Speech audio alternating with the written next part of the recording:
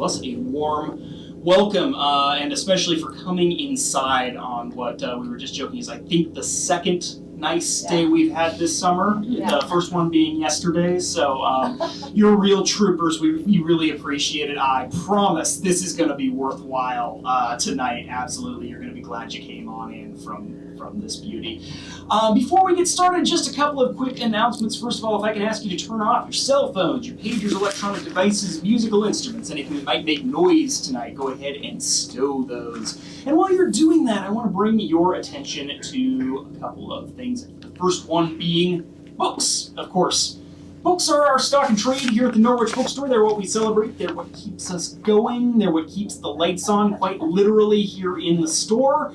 And they are, my guess is, also something that's important to all of you. And tonight we are celebrating the paperback release of an excellent book. This book right here, Mercury Pictures presents a sweeping epic from Anthony Marra. Of course, many of you know Anthony Marra as the author of The Constellation of Vital Phenomena, The Tsar of Love and Techno, both books that were beloved here at the Norwich Bookstore as well. And if you haven't read Mercury Pictures Presents, I think you're going to want to after tonight. So, at the end of the evening, please don't be shy. If you think you really need a copy of this book, and I bet you will, head on back to the counter there, see Emma. She'll sell you 1 or 5. Gifting season is coming. It's never too early to get started, and our author would be happy to sign, inscribe, and personalize as you see fit, and we all win. You get a good book out of the deal. Everybody's happy. And thank you so much, because your support is quite literally what keeps us going here, allows us to continue to have these author events and have them for free. And if you enjoyed tonight's event, you want to come back, see what else we got going on. We usually have a packed schedule throughout the year. You can sign up for our email newsletter. You can do that on our website. You can do that at the front counter. We send 1 email a week, tell you what's going on, give you some book recommendations, new releases, that sort of thing. And we'd love to see you back here for a future event. Like I say, we have a wide variety of them, and I think they're quite good, personally. And you can also follow us on social media. We're at Norwich Bookstore on most major platforms. And once again, thank you for being here and for supporting us and supporting this author series. And now it is my absolute pleasure tonight to welcome an author who has been beloved amongst Norwich Bookstore staff and customers for quite a while. And what I was so delighted, we book a lot of author events here. Many of you come to a lot of author events here. But it's a rare author where I get multiple emails when I announce something. It's, You're hosting who?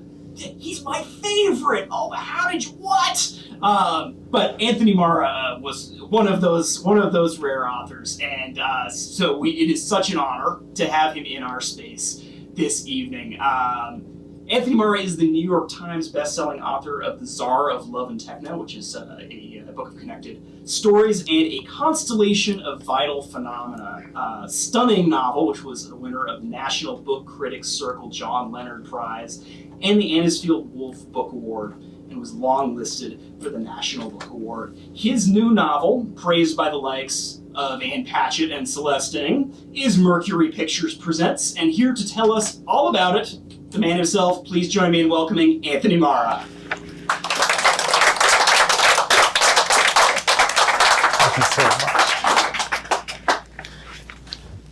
Thank you so much for that incredibly kind introduction, and thank you all for coming out this beautiful evening. I'm really thrilled to be up here. I think my wife might be even more thrilled because she sent me with a shopping list for King Arthur Flower. So I got the big rental car. We should be set. But yeah, I'm really delighted to be here, and I will be chatting a bit about the world of Mercury, and a bit of what led me to write about this. And I would be delighted at the end to discuss either this book, my earlier book, sort of whatever strikes your fancy. Frank Lloyd Wright once said that if you tip the world on its side, all the loose pieces will land in Los Angeles. And this was never more true than it was in the 1930s and 40s, when thousands of European refugees landed in LA, fleeing the war in Central Europe. And this resulted in one of the seismic cultural transfusions in California history. In the Pacific Palisades, Thomas Mann was writing Dr. Faustus on the backlot of Paramount Pictures. Billy Wilder was creating film noir by blending German expressionist cinematography with hard-boiled American pulp. And of course, these collisions between European emigre artists and Hollywood weren't always so productive. There's this wonderful story about the Austrian emigre composer Arnold Schoenberg, and the head of MGM's production unit, Irving Thalberg. The two of them could not have been more different. Arnold Schoenberg was this uncompromising avant-garde artist who refused to pander to the tastes of the masses. And Irving Thalberg, as the head producer at MGM, was a genius at pandering to public taste. There's this one wonderful example of that pandering. So Paris is over 100 miles from the nearest ocean. It is geographically not a city by the sea, right? But this fact that was supported by various maps and atlases that his assistant showed him was not enough to dissuade Irving Thalberg from putting a romantic Parisian seascape scene in a movie. And he defended this decision by saying that he refused to cater to the handful of people who know Paris. So when Thalberg was producing an adaptation of The Good Earth, he got in touch with Arnold Schoenberg to see if Schoenberg would be interested in composing the score. The appointed time for their meeting came and went without the maestro's arrival. Turned out that when Arnold Schoenberg arrived at MGM, he joined a public tour that he thought had been set up expressly for him to see if MGM was the sort of place that a person of his brilliance could work at. So when they finally tracked down Schoenberg and brought him to Irving Thalberg's office, things sort of immediately began on the wrong foot. Thalberg complimented Schoenberg's music, calling it lovely. And Schoenberg was deeply offended by this accusation.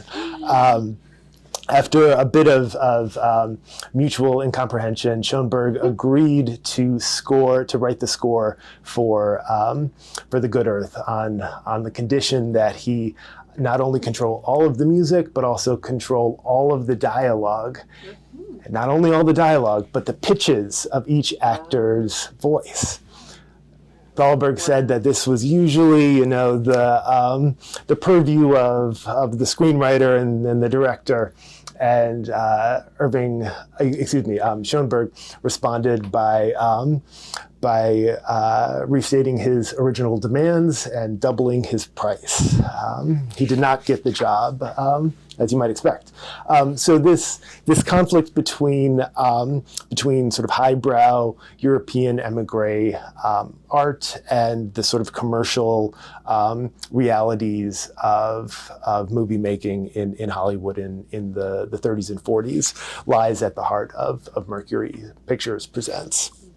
particularly in relation to the politics and the prejudices of the war years. At the margins of Hollywood, you had people like internationally renowned playwright Bertolt Brecht, who struggled to churn out B-movie potboilers. You had German Jewish actors who, because of their accents, could only find work portraying the very Nazis they thought they had escaped. When the U.S. entered the war, these exiles formed the backbone of Hollywood's propaganda apparatus. And yet, because so many of these emigres were citizens of Axis countries, they were classified as enemy aliens and denied the freedoms and the rights that their movies championed. So that's sort of the wider world of the book, and it's stories about how this sort of unlikely group of people arrived at this unlikely place and ended up transforming American popular culture. I sort of came to look at this sort of community through one character in particular, a character named Maria Lagana, who works as a junior producer at Mercury Pictures, which is a B-movie studio that becomes a hub for European emigres during this period. She was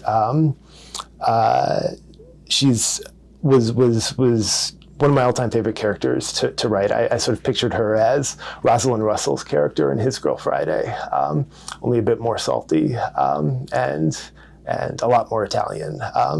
To paraphrase Billy Wilder, her job requires her to be a policeman, a midwife, a psychoanalyst, a sycophant, and a bastard. When we are first sort of introduced to Maria, sort of nothing in her life is quite going right.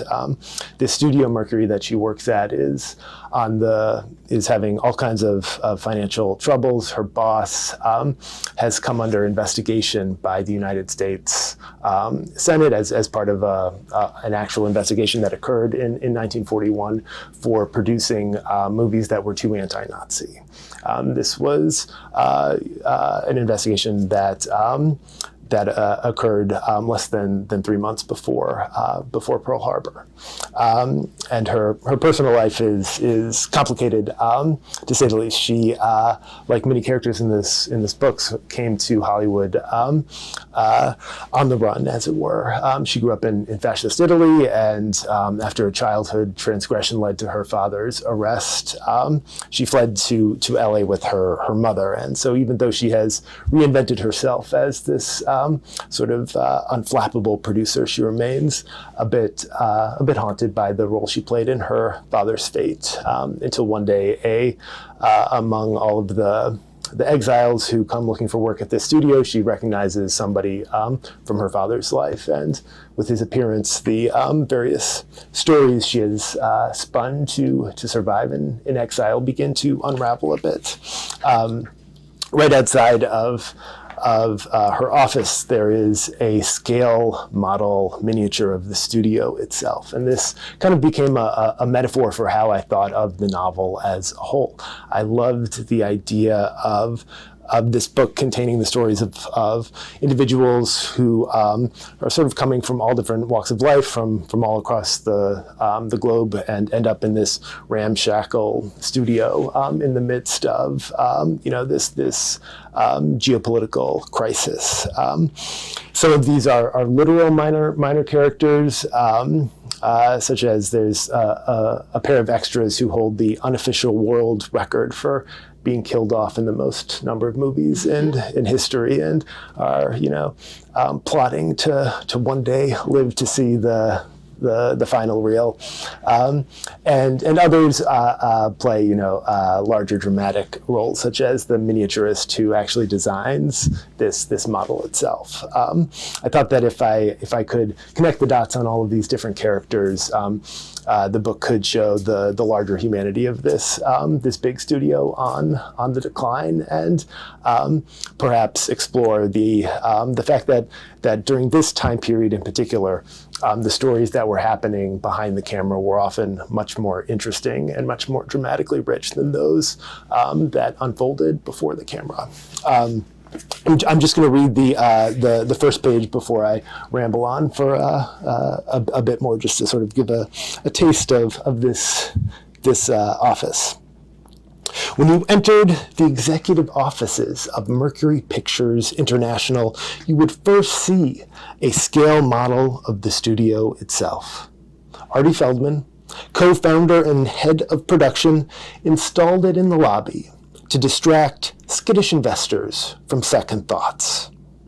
Complete with backlot, sound stages, and facilities buildings, the miniature was a faithful replica of the 10-acre studio in which it sat.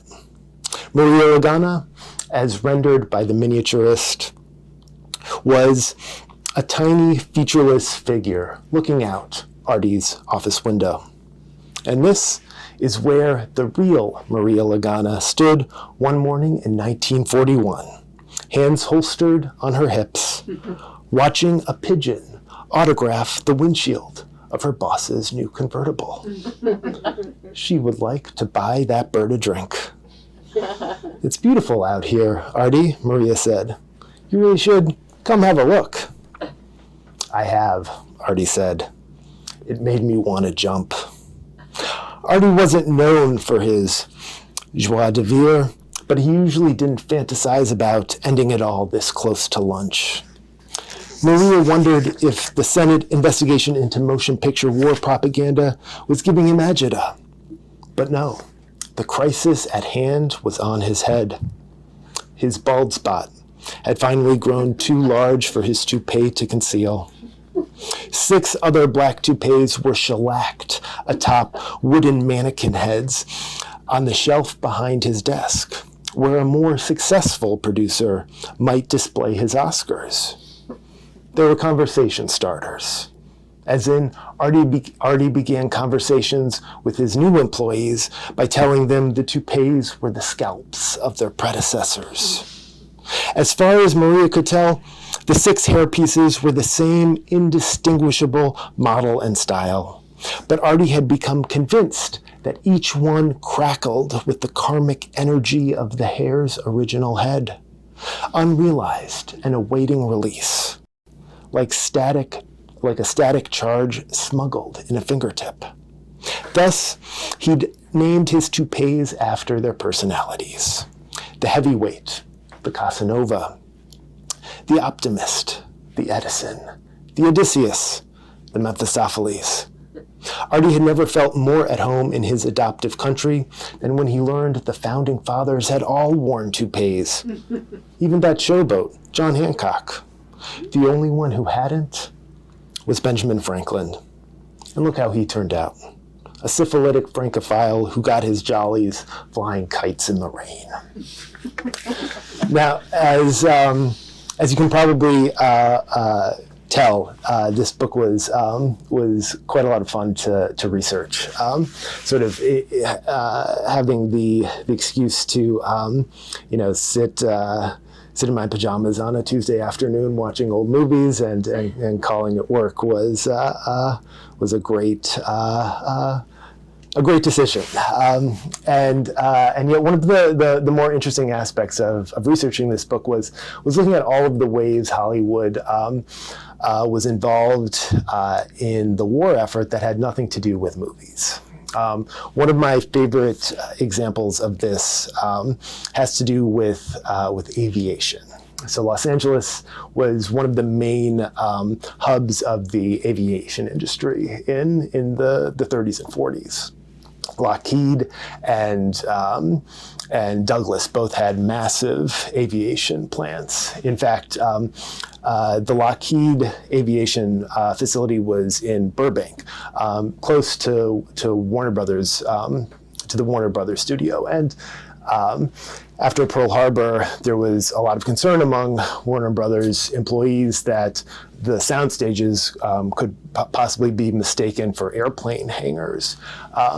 And so Jack Warner had somebody go to the roofs of the sound stations and put big arrows pointing towards towards Lockheed.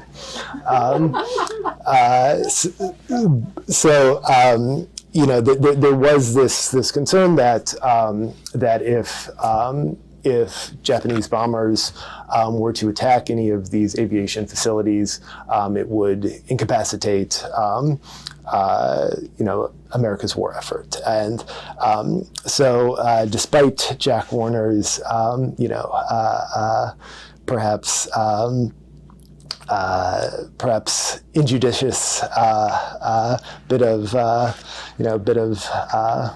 rooftop vandalism, Hollywood ended up coming to the rescue of these aviation facilities, at least assuaging the worries of the executives there. Hollywood set designers were hired to go to build essentially false suburbs on the roofs of the aviation facilities at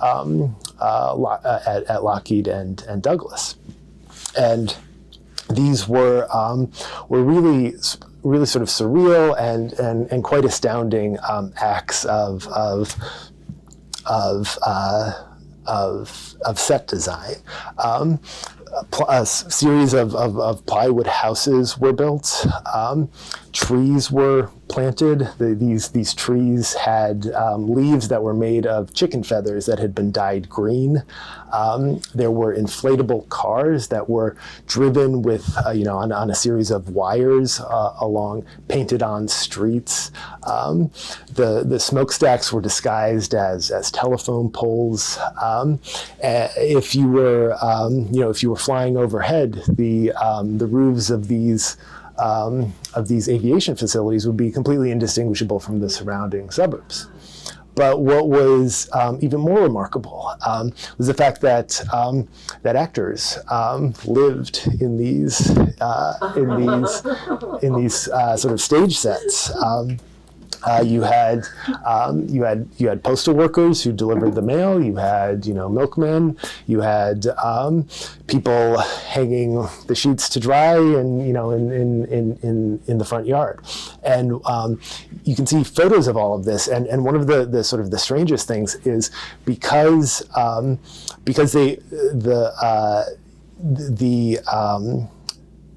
they really only needed to have this illusion look right from a bird's eye view. So these houses were all about 3 feet tall. They had the width and length of the footprint of a normal suburban house, but they were all 3 feet tall. And you had this sort of sense of in these photos of this completely sort of pastoral American kind of suburban idyllic landscape. It looked like something out of a Norman Rockwell painting, and yet just feet below this surface, weapons of war and destruction were coming off of the assembly lines. I began working on this project in 2014. At that point, I had written 2 previous books that were set in Russia, and after working in that part of the world, for a few years, I was ready to come in from the cold, so I'd been reading all this stuff about Hollywood and sort of kicking around this idea.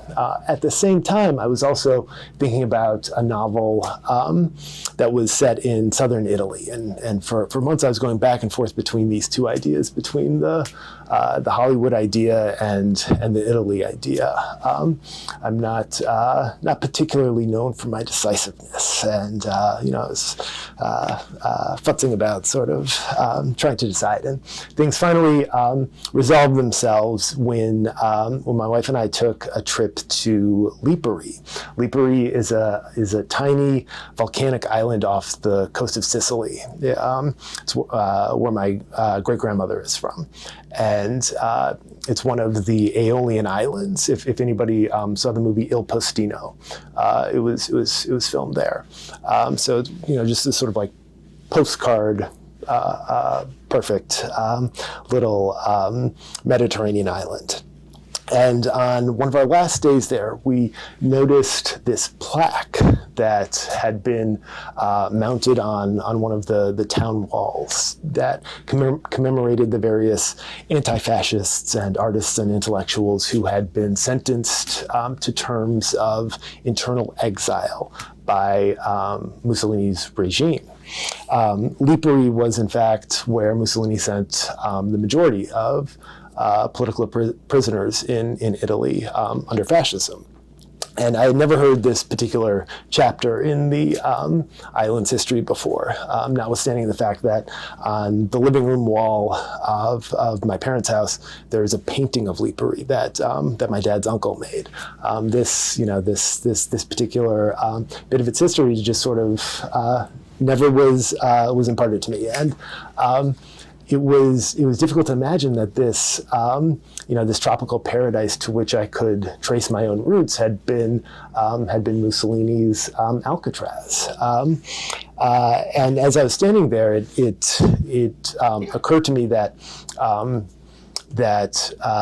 many European exiles in Los Angeles referred to LA as sunny Siberia, and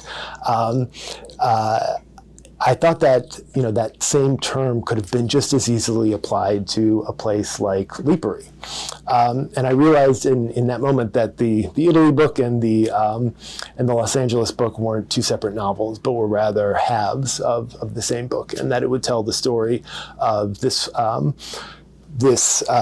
two sunny Siberias on either side of the world, and this one family that had been divided between them.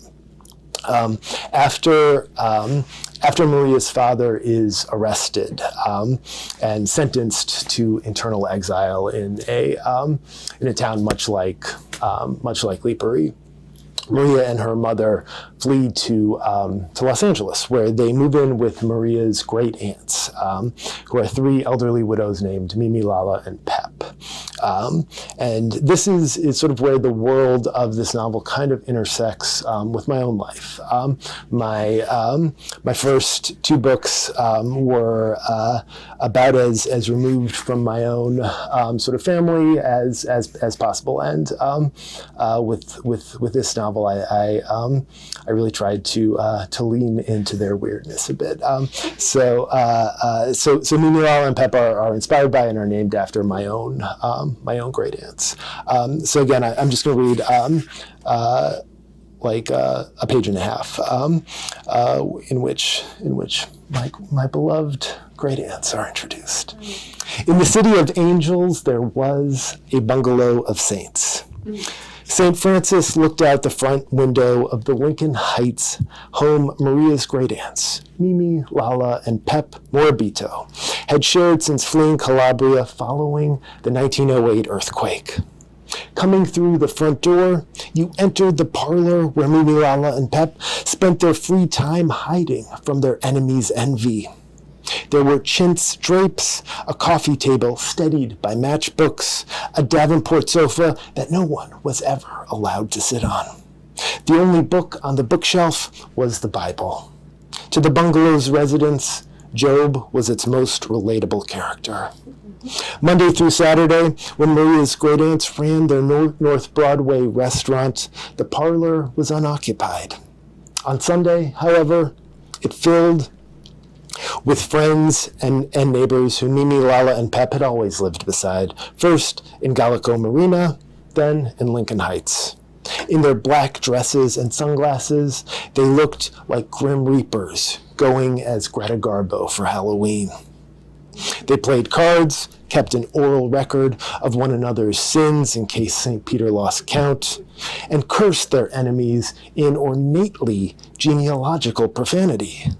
She is more vulgar than the sweat on the testicles of the horses that carted the coffins of her ancestors to Moorish brothels to be used as latrines on a Sunday.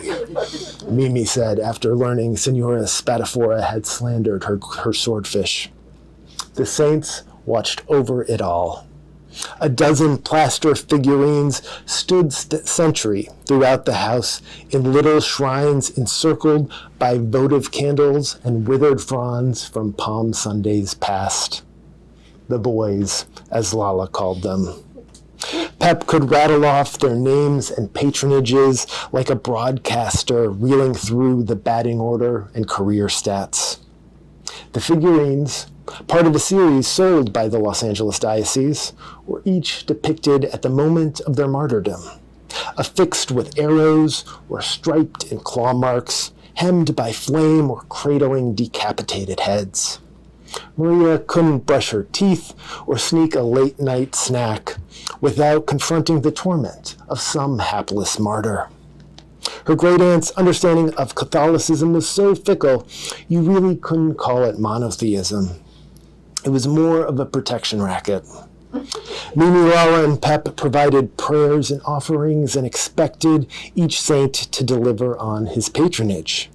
If a saint failed to live up to his end of the bargain, Mimi would nice and casually leave a hammer beside the figurine. If the saint continued to malinger, he would find himself hostage to escalating ultimatums that ended with his remartyrdom.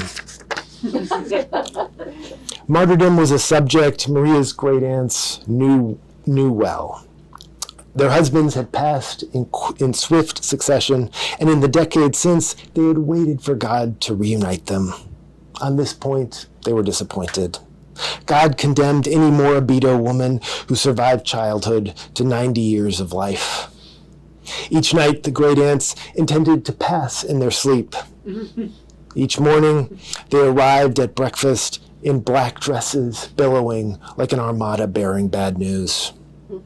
You see this? Pep said, reading the death notices in l'Italo Americano, two of Los Angeles's Italian language papers, which the Morabito sisters preferred for its more robust obituary coverage.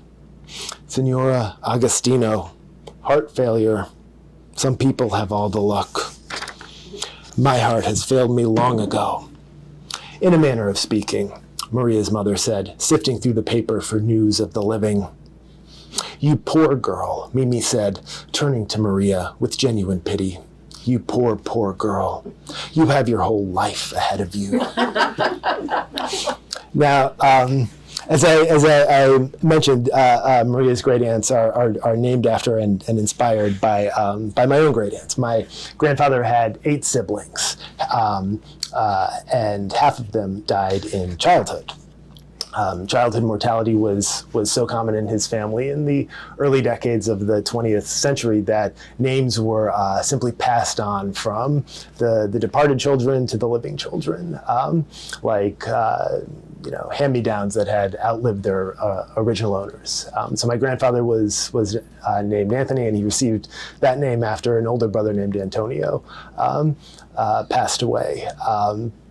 Of my grandfather's 4 surviving sisters, all but one received her name from an older sister who had passed away. And yet from a family with a 50% childhood mortality rate, 3 of my aunts lived into their late 90s. As you might expect, the childhood traumas of Mimi, Lala, and Pep had left them with a bit of a dark outlook on life, and a sort of fatalistic sense of humor. So after writing, 2 books, as I mentioned, set in the former USSR, I found that this novel gave me an opportunity to draw upon their lives. And one of all of the sort of fantastic research that this book required, the most fulfilling, I think, was simply interviewing them and chatting with my dad and his siblings about their memories of their lives. I'll end with just a brief story about my Aunt Mimi. She lived until the age of 98. And she hated every single second of it. She was, had a bit of a difficult personality, and yet she was. I was her favorite, her favorite nephew, and she always really doted on me. So when my first novel, A Constellation of Idle Phenomena, came out, she was 96 years old. And she had long mistrusted bookstores. She thought that they were fire traps on account of all of the dry kindling. So she nonetheless sort of conquered her fears, and she came to a reading I did when the hardcover of that book came out, and she proceeded to warn everyone in attendance that one stray spark of a cigarette is all it would take, and we'd die in a terrible inferno. And yet, when that book Constellation came out, neither her fear of bookstores nor the fact that her license had been suspended stopped her from tutoring about central New Jersey. And she would go to every bookstore she could find. And when she got there, she would go to the front of the bookstore and she would take all the bestsellers from the front of the store. She would move them to the back. And she would take all my books from the back and move them to the front. and so, I briefly outsold James Patterson in central New Jersey thanks to the heroic efforts of my Aunt Mimi. Much like Maria's aunts, as depicted here, Aunt Mimi was ready to go to the great beyond a couple decades before it happened, and she passed away in 2015. At that point, I was already working on this book, and I already knew that I was going to base Maria's great aunts on my own, but I hadn't named them yet.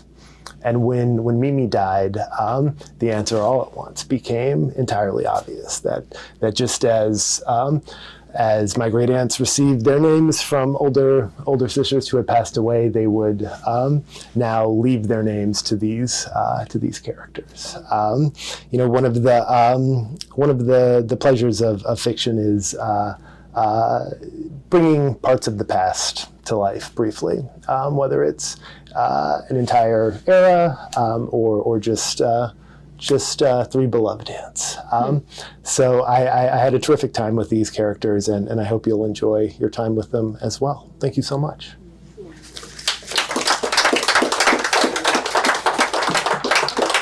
Yes. So back to the thing on the roof, right? If it was only 3 feet tall, how did it work with the actors? So they just walked on the outside because nothing had to be in nothing.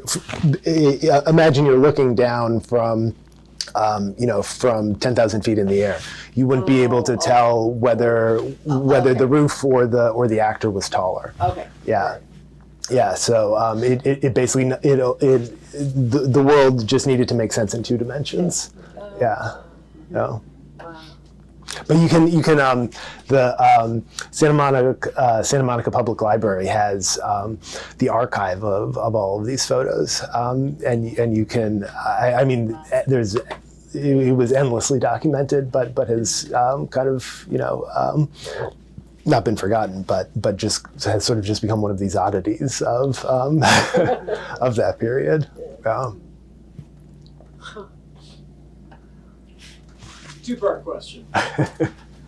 During the writing process of the book, is there anything that stood out to you that you were reading during that that time? And second part, what are you reading now? Great questions.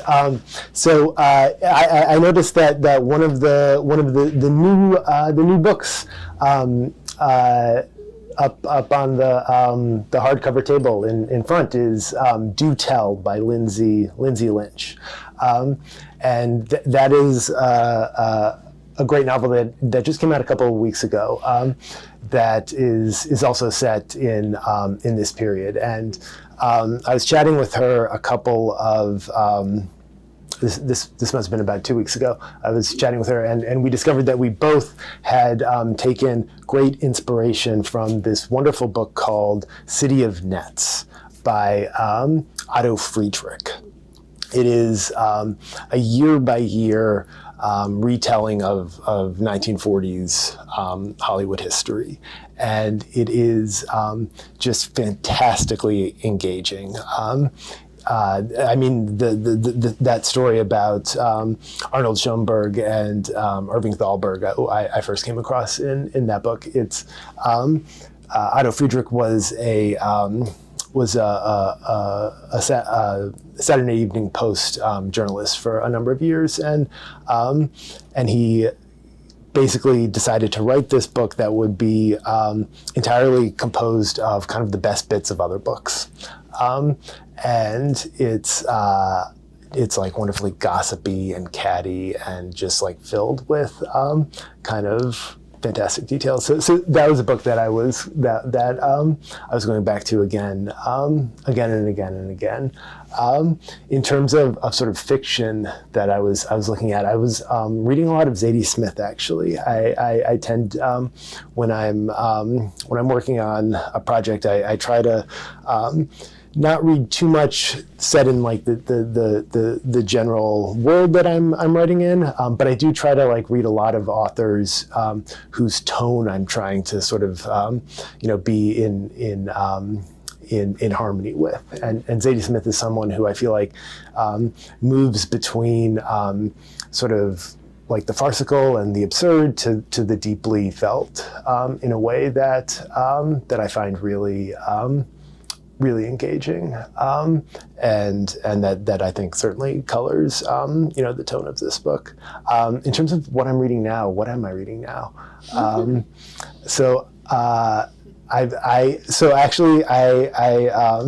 I just finished a book called